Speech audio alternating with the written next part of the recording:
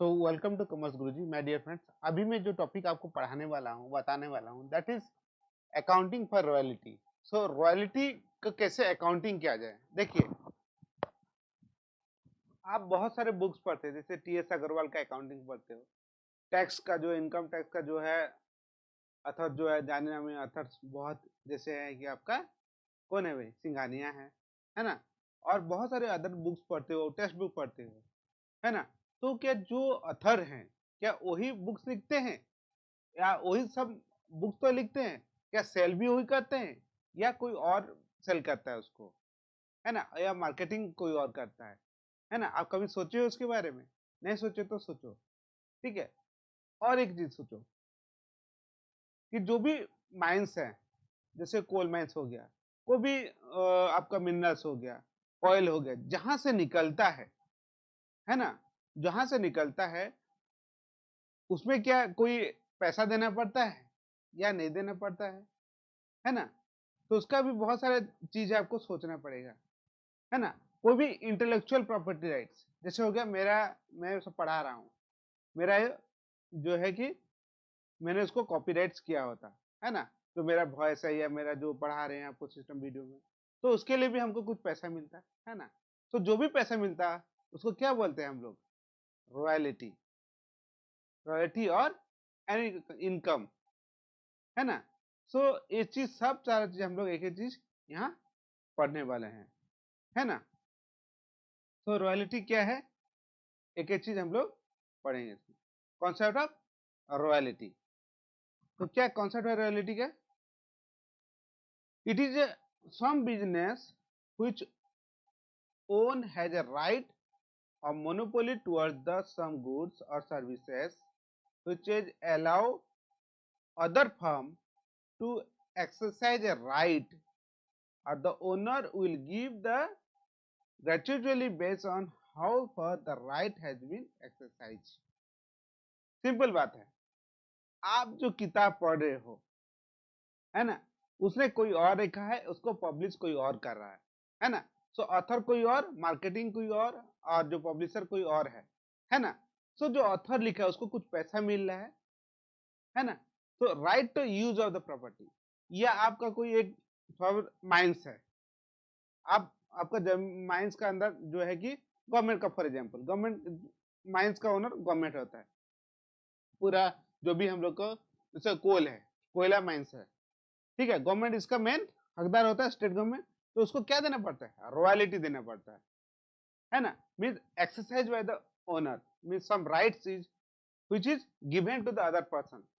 मैं एक पर्सन दूसरे पर्सन को यूज करने के लिए कुछ पावर और अथॉरिटी देता है, उसके लिए कुछ चार्ज करता है, उसको क्या बोलता है? रॉयल्टी। और in other word, the transmission where the owner is giving a right, मतलब कौन दे रहा है? ओनर। क्या राइट दे रहा है to use a particular property और हिज ओन प्रॉपर्टी, अपना प्रॉपर्टी को जो है यूज करने के लिए ओनर किसी और को राइट दे रहा है, और फॉर गिविंग सम कंपेंसेशन और payment which is known as royalty. तो रॉयल्टी मतलब क्या हुआ?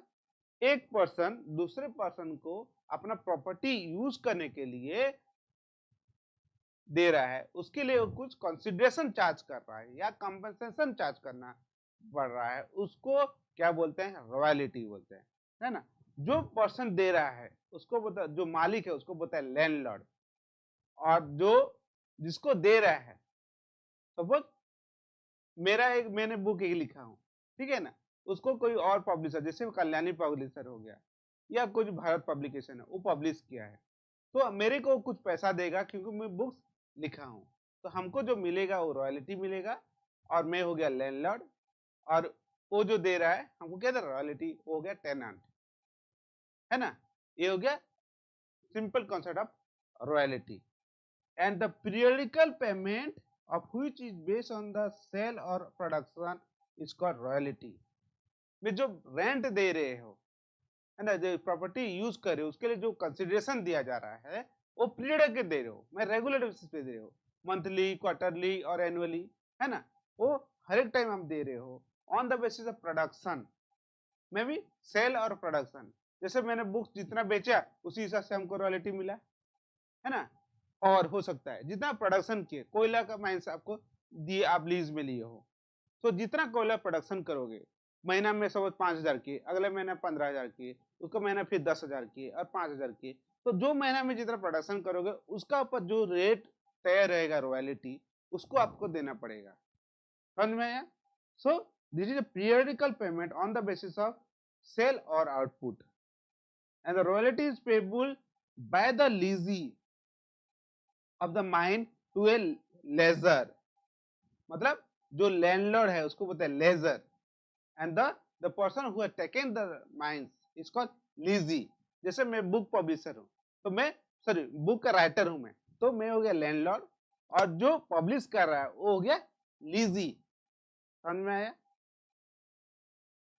The publisher of the book is the और author of the book by manufacturer और पेटेंटी।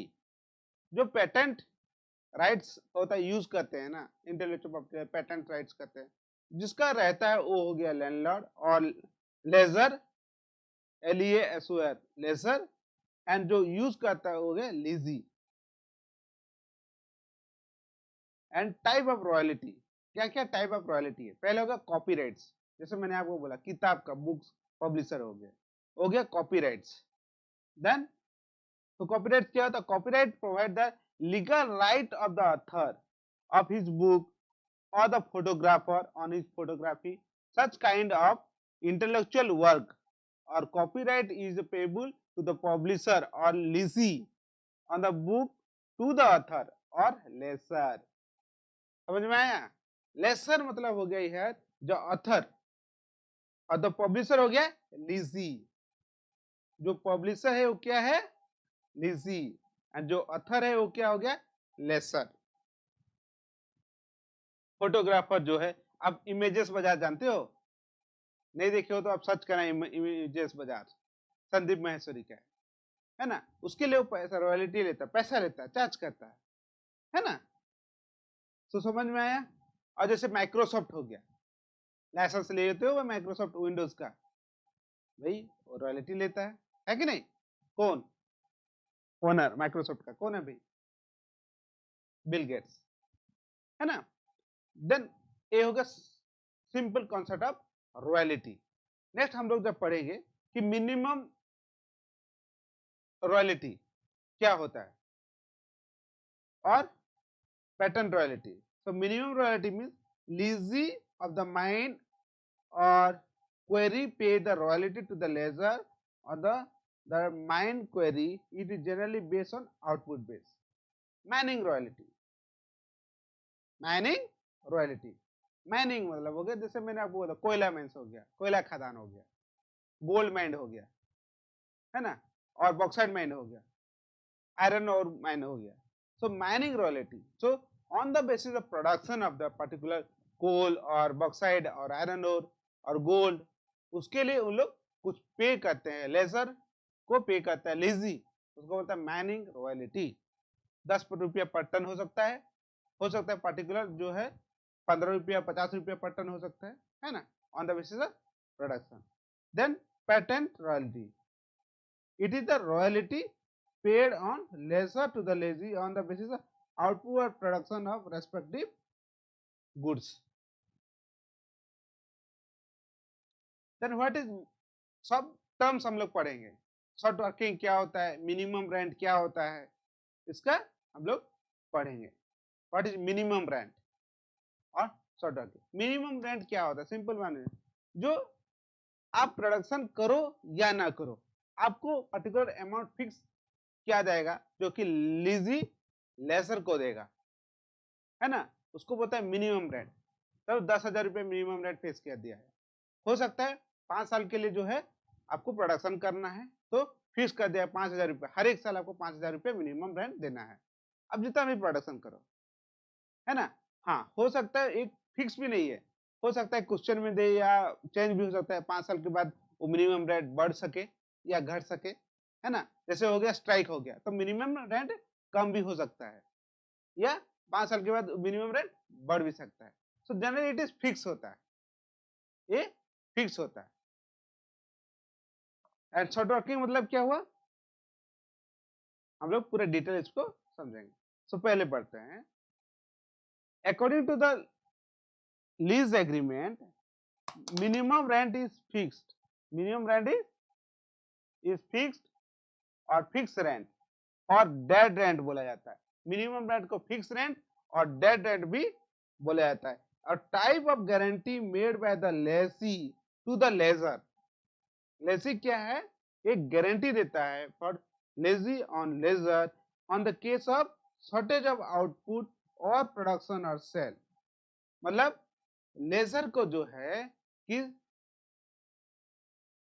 लीजी गारंटी देता है, मतलब सपोज 100 जो है क्वांटिटी सेल करना है, किसको, लेजी को, तो अगर ये प्रोडक्ट सेल किया या प्रोडक्शन किया तभी उसको देना पड़ेगा, अगर नहीं किया तभी देना पड़ेगा।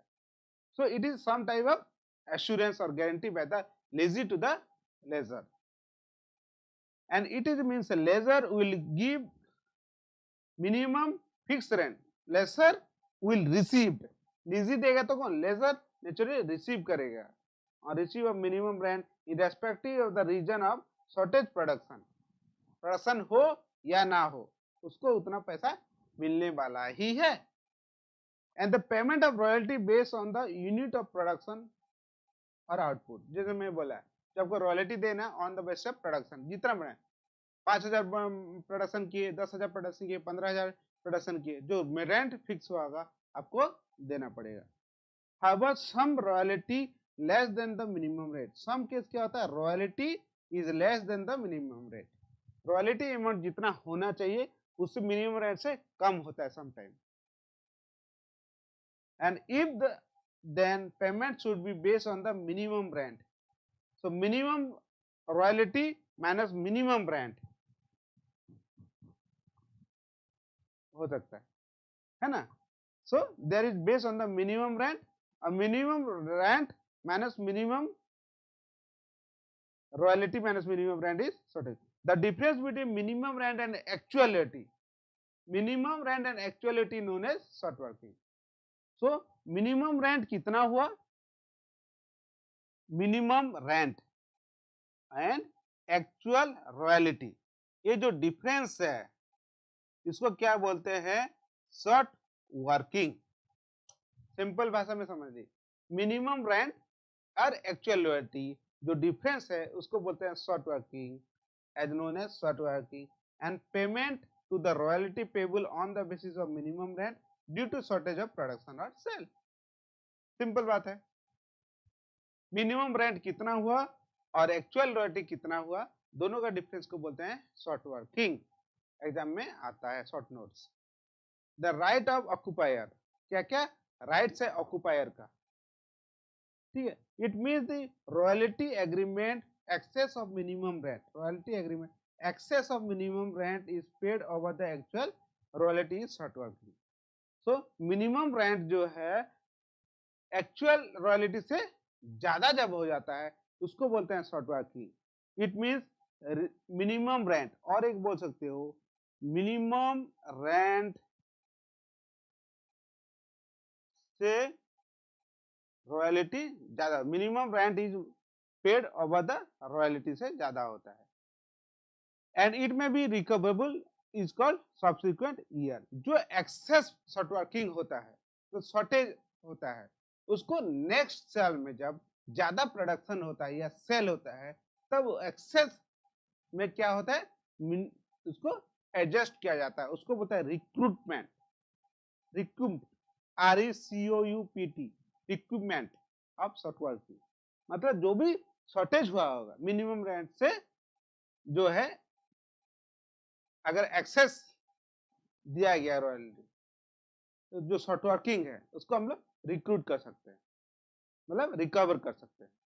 सो right of the recruitment will be decided और fix period for floating period. तो रिक्रूटमेंट हो सकता है फिक्स्ड हो सकता है या फ्लक्चुएट हो सकता है, and it is fix for certain year that royalty agreement और रेस्ट्रिक्टेड मे बी हो सकता है, रिक्रूटमेंट कैन भी 2 और 3 साल में अब हो सकता है, अगर जैसे एग्रीमेंट में हो, लीज एग्रीमेंट में 2 या 3 साल में जो शॉर्ट वर्किंग है आप उसको रिक्रूट कर सकते हो, रिकवर कर सकते हो, जैसे एग्रीमेंट होगा। And short working will be shown at the asset side of the balance sheet. Short working क्या है? एसेट साइड बैलेंस शीट का रहेगा। And allow recruitment after it transfer to the profit loss account. Then अगर recruit नहीं हुआ, then it will be transferred to the profit loss account after expiry of period. Short working अगर recruit नहीं हुआ, आप realise नहीं कर पाए, तो प्रॉफिट लॉस में डाल देना है, क्योंकि आपका लॉस है। ठीक है, उसके बाद हम लोग देखें जर्नल एंट्री का जो बेसिकली कैसे होता है। तो बेसिकली जर्नल एंट्री के लिए जैसे 4 चीज इसमें दिया गया है। पहला बात है when royalty, there is no royalty in year, no royalty in the year, तो क्या होगा? Minimum rent account debited to landlord account. तो इसमें देखिए जर्नल एंट्री बहुत तरह के हो सकता है, लैंडलॉर्ड अकाउंट में बोलेगा या लीजी अकाउंट में बोलेगा, या टेबल बना दो शॉर्ट वर्किंग का, रॉयल्टी कितना पेबल है शॉर्ट वर्किंग का, है ना। तो जनरल जर्नल एंट्री है when there is a no royalty in the year, then when there is a less royalty, when royalty is less than the minimum rent and short working recoverable in the next year. So short working होगा और वो रिक्रूप्ड भी हो जाएगा, mean recover भी हो जाएगा, and short working होगा और रिक्यूब्ड और रिकवेबल हो गया, ये रिक्रूप्ड हो गया। देन ट्रांसफर इरिकवेबल शॉर्ट वर्किंग, जो शॉर्ट वर्किंग रिक्रूप्ड नहीं होगा तो क्या करोगे? तो ये 4 टाइप का एंट्री होता है। पहला हो गया when there is a no royalty in the year, तो पहले minimum rent account debited to landlord account. Second हो गया short working account debited to minimum rent account, पहला हो गया। सेकंड होगा when there is a minimum rent and short working receivable is in the next year. So minimum rent account debited, landlord account same होगा, ये वाला entry देखिए same है। फिर royalty account to short working हो गया। फिर होगा minimum rent account, royalty account debited, short working account debited to minimum rent account. Third हो गया landlord account debited to bank account, and then profit loss account to royalty account. थोड़ा सा और पता लगेगा, बट जब प्रॉब्लम करेंगे आपको पूरा कॉन्सेप्ट समझ में आ जाएगा। Then short working is recouped, royalty account debited, short working debited to landlord account and last हो गया लैंडलॉर्ड टू बैंक। और जितना इरिकवेबल होगा, जो मैंने बताया था, प्रॉफिट लॉस में ट्रांसफर कर देना है। तो आपको क्या करेंगे? Profit loss account debited to short working account. एक प्रॉब्लम देखते हैं, आपको बहुत अच्छा से समझ में आएगा। ठीक है, देखिए SK Colliery Limited took over the MS Bihari Bose lease of the coal field for the period of 25 years. जो SK Colliery Limited है, MS बिहारी बोस का जो है कोलेरी को टुक ओवर किया, कितना के लिए? 25 साल के लिए, 1 अप्रैल 2007 टू, और the royalty is 25 rupees per ton of coal extract and dead rent और minimum rent is 2,20,000 per year. तो जो लीज हुआ 25 साल के लिए हुआ, और जो रॉयल्टी अमाउंट कितना देना होगा? 25 रुपया प्रोडक्शन, जितना आउटपुट हुआ उसका 25 रुपये, जितना आउटपुट हुआ इंटू 25 रुपीज, और डेड रेट और मिनिमम हो गया 2,22,000। And short working, recruitment of short working offer during the 5 year of lease, 5 साल जो है वो शॉर्ट वर्किंग को रिक्रूट कर सकता है। and the company close the books of account of 31st March every year, ठीक है। and the output is given below, जैसे 31st मार्च में 2008 में कितना 9, 10, 11, 12 में जो है ये 2000, फिर 3600, फिर 9000, फिर 15,000, फिर 20,000 जो है प्रोडक्शन ये हुआ है, आउटपुट हुआ है। Then pass the journal entry और ट्रांजेक्शन और royalty for 5 year in SK Colliery company, जो लेजर है, लेसर क्या करना है ना। तो जर्नल एंट्री हम लोग तो करेंगे, तो पहले हम लोग एक टेबल बनाते हैं ताकि हमको पूरा समझ में आ जाए। देखिए ये टेबल है, ये टोटल टेबल कैलकुलेशन का है। जैसे पहले इसमें जो है एक कॉलम याद रख लो, देखिए 1 2 3 4 5 6 7 8 कॉलम जनरली होता है।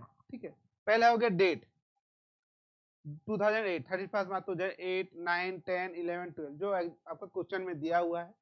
प्रोडक्शन आउटपुट ऑलरेडी दिया हुआ है 2000, 3600, 9000, 15,000 एंड 20,000 हो गया। ये हो गया डेट, ये आउटपुट। थर्ड कॉलम हो गया रॉयल्टी, रॉयल्टी कितना देना है भाई? 25 रुपया per ton of production. So here 2000 into 25 कर दीजिएगा तो आ जाएगा आपका 50,000 रुपया।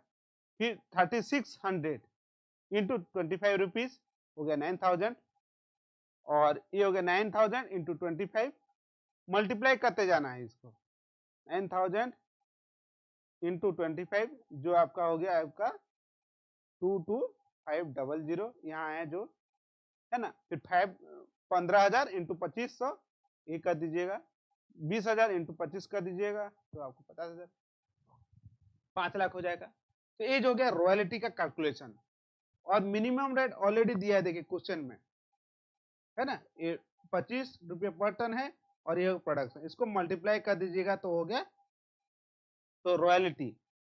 तो रॉयल्टी कैसे कैलकुलेट करिएगा प्रोडक्शन और आउटपुट इनटू रॉयल्टी है ना।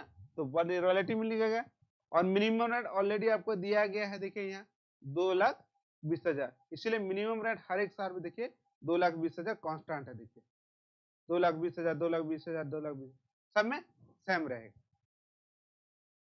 नेक्स्ट आ गया आपका शॉर्ट वर्किंग मैंने आपको जो बताया था short working. So actual royalty and minimum rent का जो डिफरेंस है ये दोनों का डिफरेंस देखिए 2,22,000 देखिए यहाँ पर शॉर्ट वर्किंग कैसे निकला है 2 लाख देखिए इसका एक्चुअल मिनिमम रेंट 2,20,000 माइनस 50,000 कितना हुआ 1,70,000 हुआ ना भाई ये हो गया। ये दोनों का डिफरेंस आ गया 1,90,000 है ना।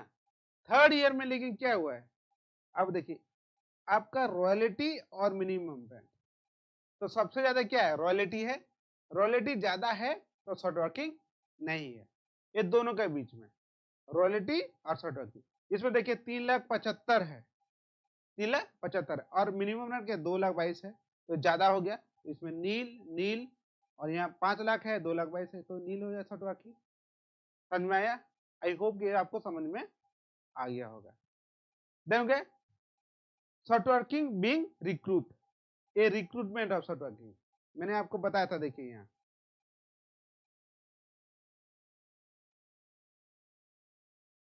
यहाँ पर when minimum rent is greater than the royalty excess is known as actual amount of royalty देना पड़ेगा एंड शॉर्ट वर्किंग अराइज होगा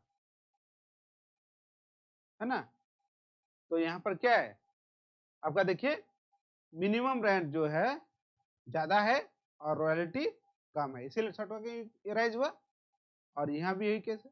और रिक्रूटमेंट मतलब क्या हुआ देखिए पहले साल में दोनों शॉर्ट वर्किंग हुआ तो यहाँ नील हो गया। अब उसके बाद क्या हुआ देखिए आपका जो है 2,25,000 और 2,20,000 तो डिफरेंस कितना हुआ 5,000 ये दोनों का डिफरेंस क्योंकि मैं इरेज करता हूँ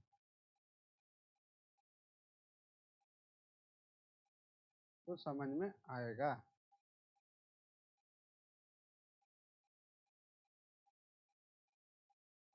हाँ तो देखिए अभी हम लोग पढ़े ये रिक्रूट कैसे होगा रिक्रूट तो 2,25,000 और 2,22,000 डिफरेंस कितना है 2,25,000 में 2,22,000 5,000 है ना और 3,75,000 और 2,22,000 1,55,000 है ना और एक 5 लाख और 2,22,000 बट यहाँ है आपका 2,40,000 डिफरेंस कितना हुआ 2,80,000 उसका 50% ही रिक्रूट हो पाया है ना। इसीलिए आप लोग को जो है इसमें जो है 1,40,000 और शॉर्ट वर्किंग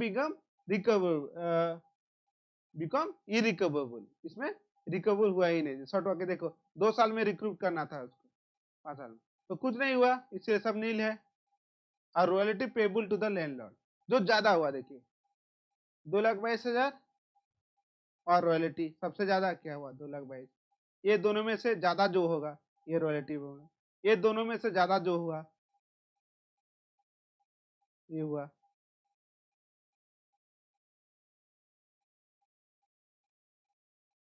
और 2,20,000 22 में, ठीक है। और फिर 5 लाख और 2 लाख, देखिए 5 लाख और माइनस हो गया आपका 2,20,000, 2,80,000 डिवाइडेड 2, ये हो गया आपका रिटर्न। समझ में आया? ये टोटल आपका जो है वर्किंग हो गया रॉयल्टी कैलकुलेशन का, ठीक है। अभी हम लोग जर्नल एंट्री देखेंगे। जर्नल एंट्री तो देखिए, पहला मैंने आपको बताया royalty account debited, short working account debited to Bihari account, बस लैंडलॉर्ड अकाउंट। तो देखिए यहाँ पर है, देखिए पहला साल when royalty is less than the minimum rent, तो रॉयल्टी अकाउंट डेबिटेड कितना होगा, एक्चुअल रॉयल्टी अमाउंट, फिर short working account, so deficit of difference between the actual rent and minimum rent, actual rent और मिनिमम रेंट जो different हो गया short working to the landlord account that is minimum rent. तो हम लोग यहाँ पर देखिए टेबल बनाए हैं। तो पहले क्या होगा, ये देखिए रॉयल्टी अकाउंट डेबिटेड कितना एक्चुअल रॉयल्टी है, 90,000 है ना। देखिए एक्चुअल रॉयल्टी कितना हुआ, हाँ पहला साल 2008 5,000 हुआ, जस्ट मिनट।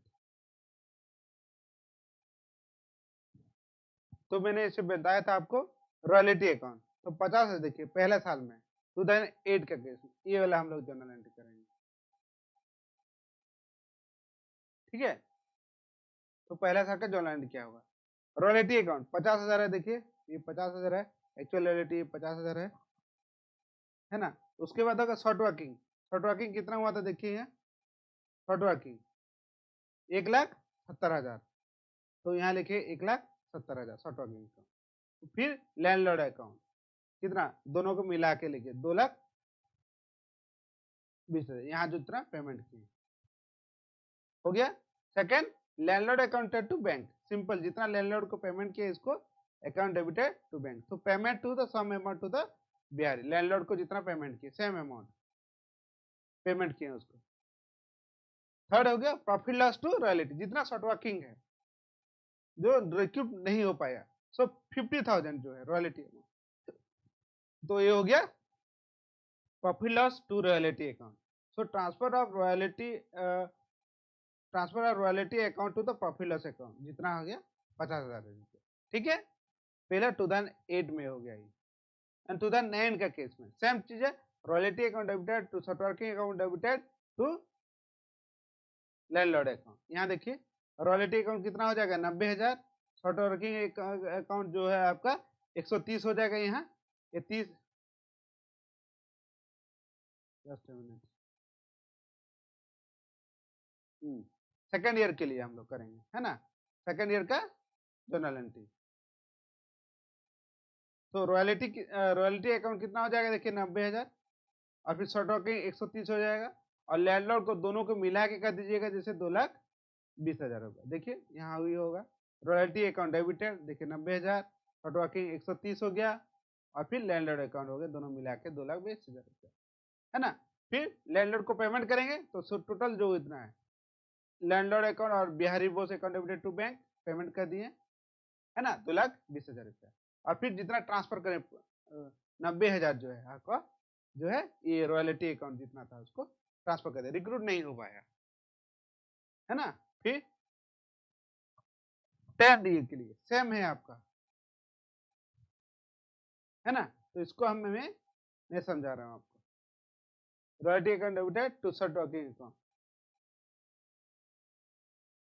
देखिए इसमें रॉयल्टी अकाउंट डेबिटेड था और शॉर्ट वर्किंग अकाउंट था, डेबिट हुआ था, बट इसमें आपने रिक्रूट कर दिया, देखिए ये वाला रिक्रूटमेंट है, तो इसको जब डेबिट किए थे इसको क्या करोगे, शॉर्ट वर्किंग को क्रेडिट करोगे। तो इसमें देखिए थर्ड ईयर में royalty account debited to Bihari account 2,20,000 and short working account 5,000 है, वहां डेबिट किए थे और यहाँ क्रेडिट करो, क्योंकि एक्सेस है, रिक्रूट कर दिया आपने।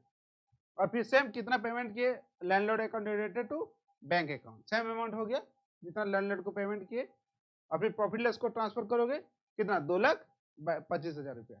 देखिए यहाँ पर आपने बनाया था 2,25,000 जितना रॉयल्टी आपने पेमेंट किए हो, है ना। तो you have transfer the same amount तो आपका 2,22,000। ठीक है, सेम 2011 में भी आप वही करोगे जो 2010 का जो है, सेम में आप इसका हो जाएगा। और फिर 12 में क्या करें, royalty account debited to short working account to one बिहारी, है ना। और लास्ट में जो है बिहारी अकाउंट डेबिटेड, वन बिहारी अकाउंट डेबिटेड टोटल और to payment sum due to the landlord and profit less to royalty, 5 lakh रुपया जो आप पेमेंट किया रॉयल्टी में, ट्रांसफर टू पीएल अकाउंट। ये टोटल आपका जो ये आपने पेमेंट किया 5 लाख रुपया, ये है ना। और गवन बिहारी टू बैंक इतना आपने पेमेंट किया, देखिए सर 2012 का है। ठीक है, तो ये टोटल रॉयल्टी का जो है बेसिक मैंने आपको समझाया कि रॉयल्टी क्या होता है, और बेसिक मैंने एक प्रॉब्लम कराया। नेक्स्ट वीडियो में हमने नेक्स्ट प्रॉब्लम को करेंगे। अगर अच्छा लगे तो लाइक सब्सक्राइब जरूर करिए माय फ्रेंड्स, तो हमको और मोटिवेट होगा और अच्छा से अच्छा वीडियो आपके लिए बनाऊंगा। So thank you very much friends.